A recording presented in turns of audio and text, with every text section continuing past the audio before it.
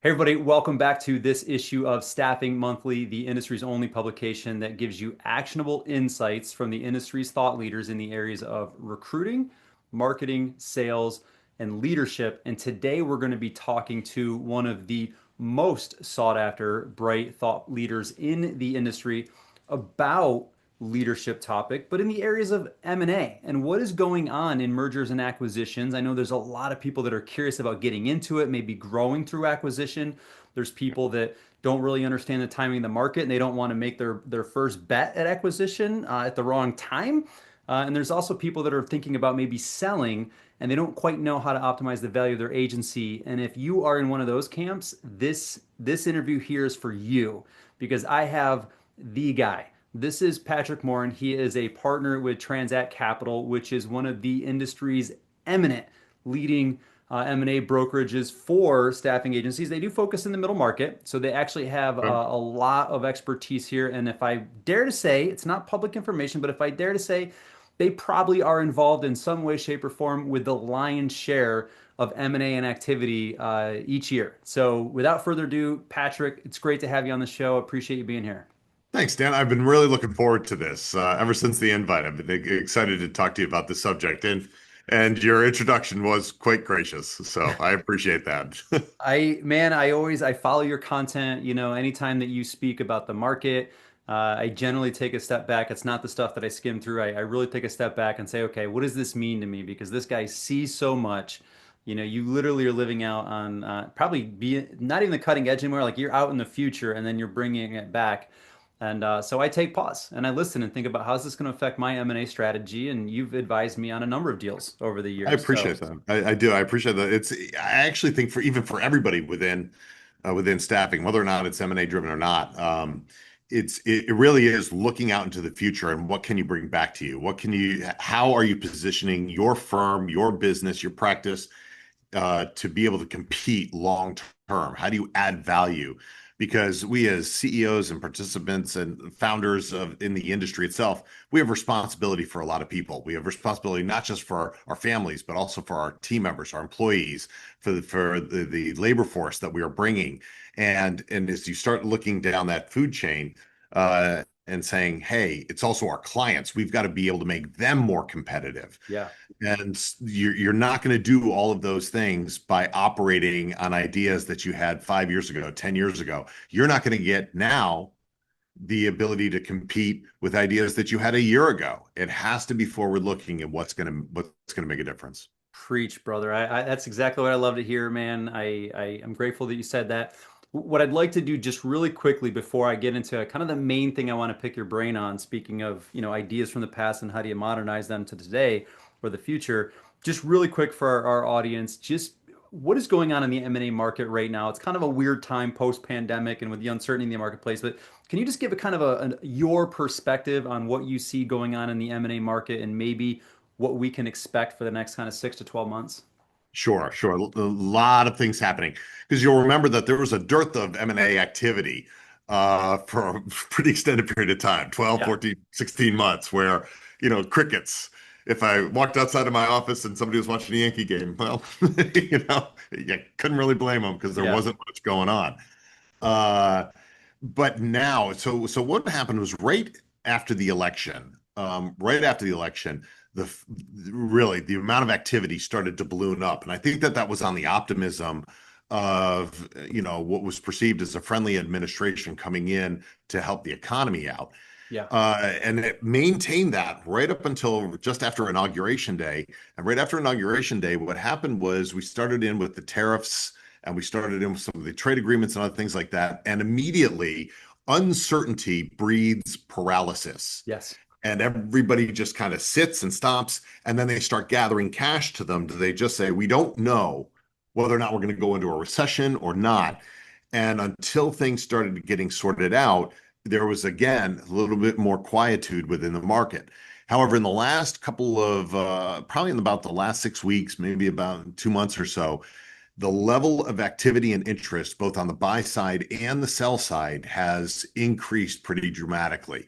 The number of calls that are coming in, the number of people that are tackling me at conferences, saying, hey, can you help us sell our organization? Or hey, can you help us on the buy side?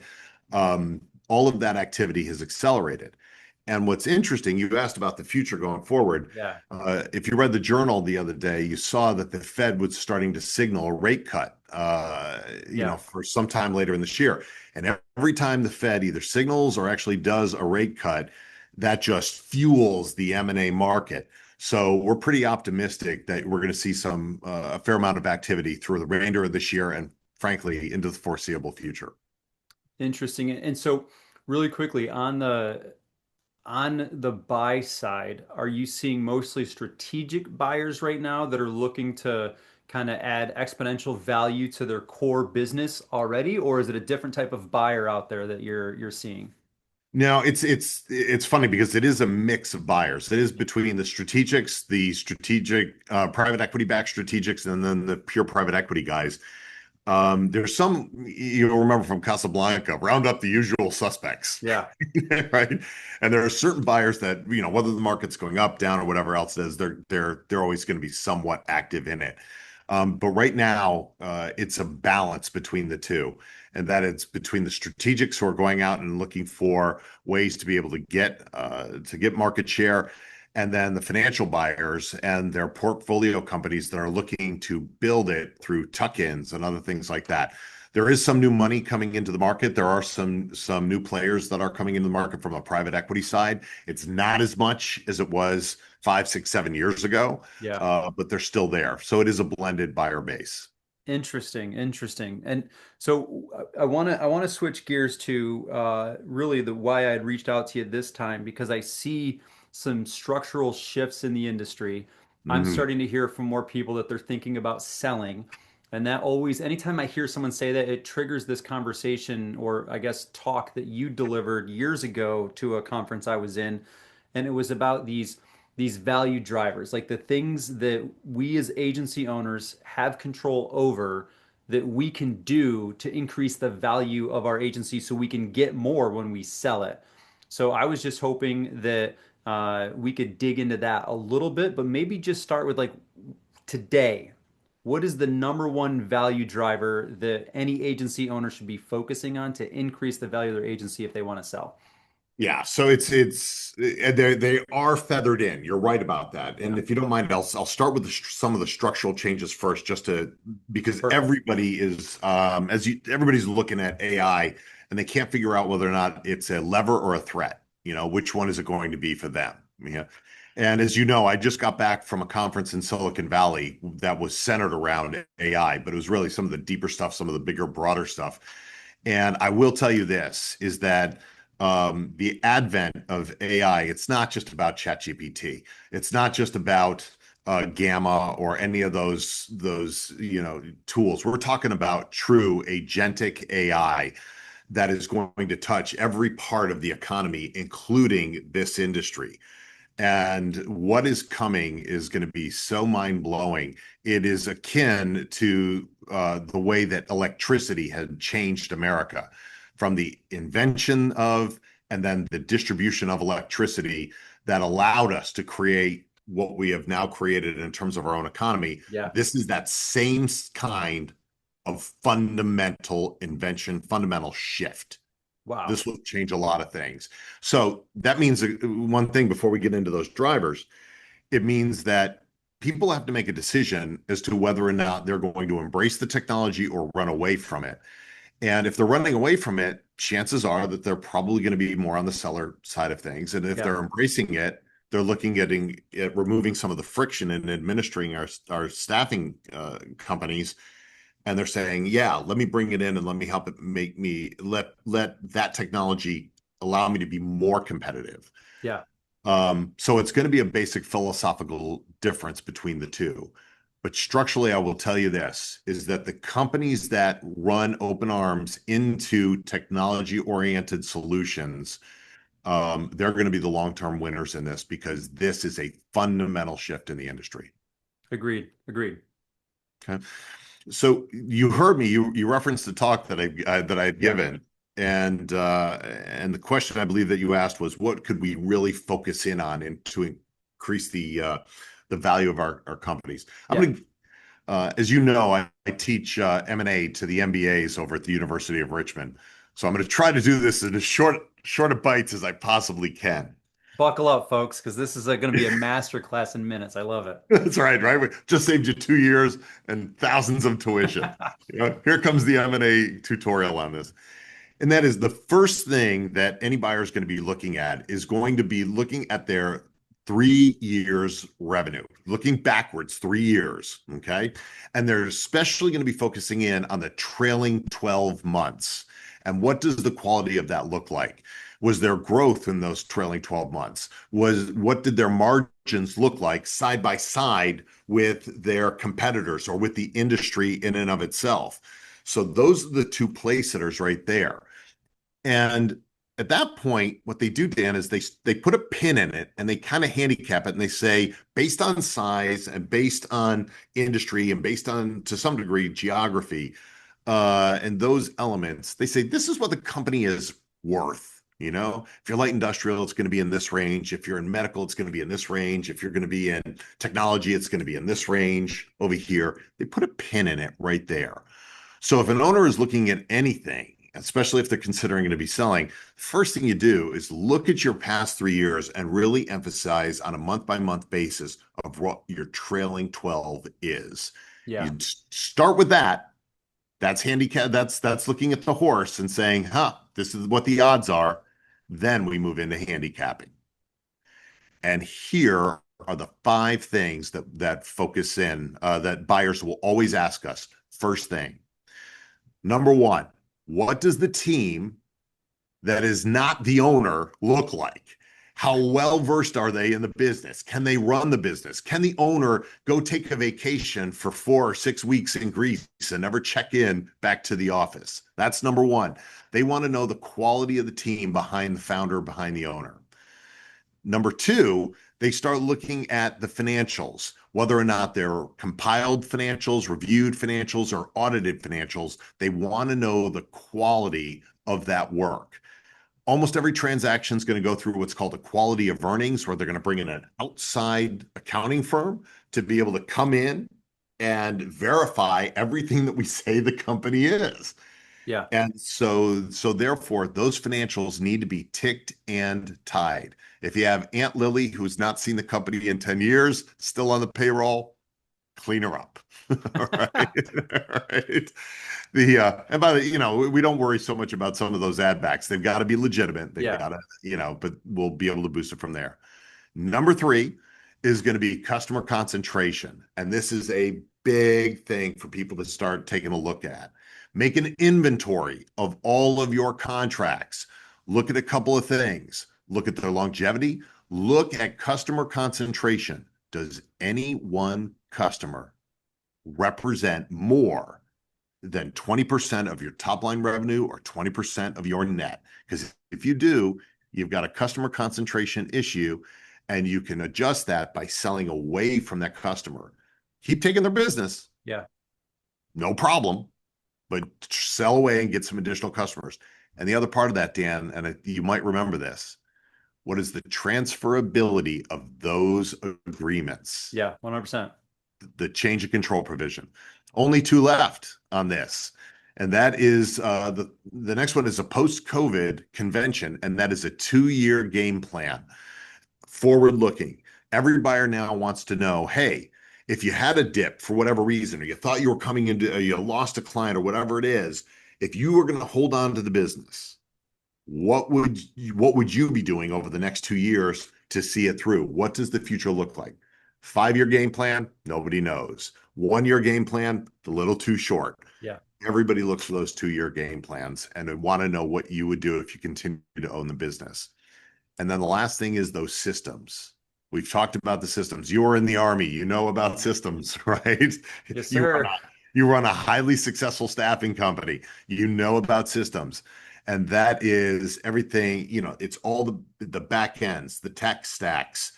It is how you're onboarding both your own employees, but also how you're onboarding your labor. All of those types of elements go in to a buyer's mind in terms of, are they buying a real company and can they plug it into something bigger? And what are your best practices? So if they look at first the revenue over the last 3 years and then those 5 handicapping elements, they will maximize the value of their company in an exit. And it's all stuff that they can do before they even talk to someone like me. I man, that right there, right? That was an entire MBA in finance. Just I love it, man. And so broken down. Let me ask one last question about tools. So when buyers are doing that and they're handicapping against each of these things, do they have like a grading scale that will say, hey, customer concentration reduces the multiple by this, but buttoned up systems and technology and strong team increases the multiple? Like, is it really that sophisticated, like a Moneyball type scenario behind the scenes, or is it just gut feel? How does that work? It's a little bit of both, but what I would say is the with the more sophisticated buyers, they will absolutely do that. Customer concentration issue will get you a pretty significant Yeah, haircut. And sometimes it could be 20%, 30%. It's really significant. If they are planning on tucking you in and your system is a proprietary system, this is really interesting to me. There are a lot of people who have built proprietary systems for their yeah, own shops, right? yeah. And they say, "Well, Patrick, can you give me extra money because this system is really special? It's better than everything else that's out No, I there." cannot. That's the right answer is no, I cannot. It's not going to happen. So if you look at it from the buyer's perspective, and they're gonna take you out and they're gonna put you onto Aviante, or they're gonna put you onto Bullhorn, or they're gonna put you on to, to any one of the bigger systems that are in the market, Yeah, and the math on that is a little bit less. All right. The haircut is a little bit less. If the owner is totally material in the company, Dan, if they're a producer, if say let's just say it's a perm shop and they're an actual producer in there, or they don't have a team behind them, that can dramatically impact the valuation on the firm. So the answer to your question is yes, it makes a difference. And yes, they have already done in their math of how much of a haircut they're going to give on each one of those items. I love that, and just to emphasize how those things are kind of dovetailed together is that if the owner is integral into the business, there is a good chance they don't have strong systems and team in place. So like that's how those things tend to work together, and I see how that's where buyers will be looking at those five things, because that will give a holistic perspective.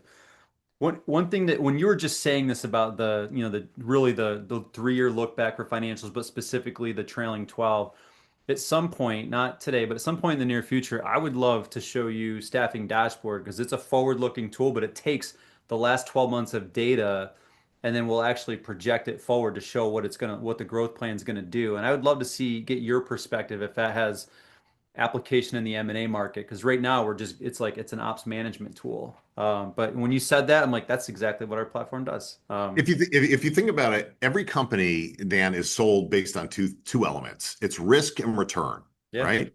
Just like almost anything, which is if I'm going to invest this amount of money, what is the risk that I have that I'm not going to get this type of return? And to the degree that your stuff can produce visibility into the future, uh, and it gives a little bit of clarity, gives a little bit more of a crystal ball kind of element to it, that reduces risk. And when it reduces risk, it can actually increase the valuation. It goes back to the business systems themselves. If a founder or an owner cannot produce financial statements fairly quickly, if I say to them, hey, can you get me income statement, balance sheet, statement of cash flows for the last 3 years by month, they should be able to get that to me within an hour or two yeah, because they're systems, right? But I'm telling you, there are hundreds of companies out there that cannot do that. But that speaks to the systems and it speaks to risk.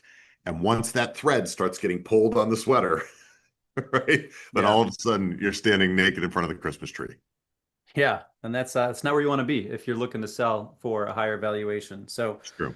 I love that, man. I love the knowledge that you just dropped. And if anyone wants to talk to you about maybe getting into the market to sell, if they're like, hey, I'm looking at exiting and how do I leverage that? Or maybe even it's a buyer. If someone's going to see Yep. this and they're like, hey, I want to talk to Patrick about, maybe your portfolio companies that you represent to see if there's a fit.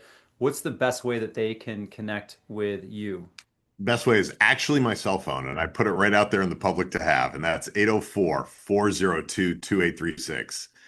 I answer my own phone, text me, and I almost always answer. I know, right? It's like, I'm not gonna lie. I've done this. I don't know how many interviews I've done for this now, and then you're the first person to ever just say, "Here's my cell phone." well, it's funny. I'll give you my email address too. But the way that I look at it, this is my favorite subject in the whole world, right? I mean, there's nothing else that's more fascinating to me than this. And I also believe that it doesn't always have to be quid pro quo. Somebody's going to have a question. And they're only calling you if they have a problem. They might not have a strategy for their exit. They might not have a strategy for their acquisition schedules, or they might have a question about something. And part of the ethic of our firm and part of the ethic of all of our guys out there, we got 22 guys out there, but the part of the ethic of what we do is sometimes you just have to give, right? And Yeah. it doesn't always have to come back. So if they have a question, just call. I'll answer the question to the best of my ability, and we'll get it there.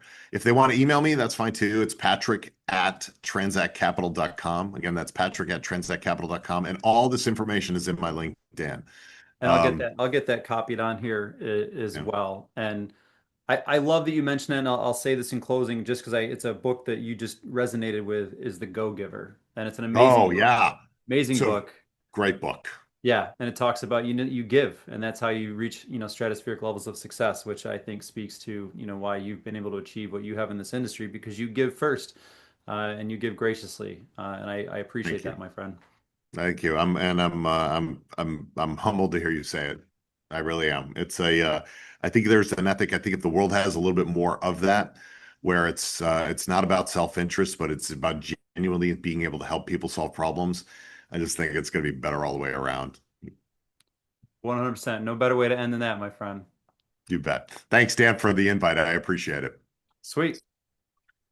That's a wrap, man. Too easy. You're a natural. We'll get this buttoned up, and then the team will let you know when we're going live with it, which will be probably in a couple weeks.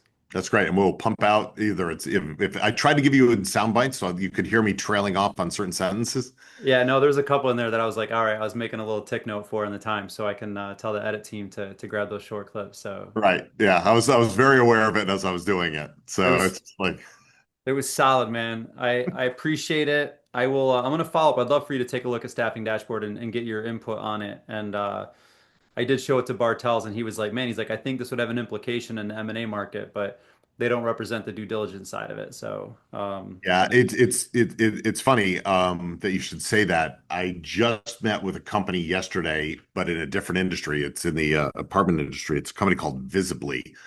And what they do is they have a budgeting project. If you didn't know, in the apartment industry, every single property has to go through budget season in October, and it is an awful experience, Dan. It's the I worst thing in the world.